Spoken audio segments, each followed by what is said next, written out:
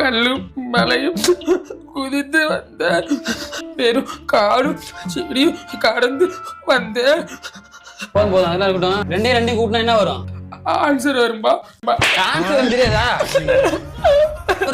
தெரியாதா இருக்கு? ஆன்சர் என்னடா வரும்? அதுல உள்ள ஆன்சர் உனக்கு படிக்கலையா? இப்ப எக்ஸாம் இல்லப்பா எனக்கு. ஏய் எக்ஸாம் தான் படிப்பியா? புக்குல இருந்து படுறா. நீ சொல்ற. ரெண்டு கூட்டினா என்ன வரும்?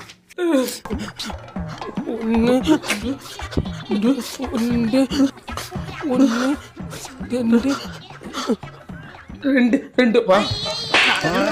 ரெண்டு வருமா?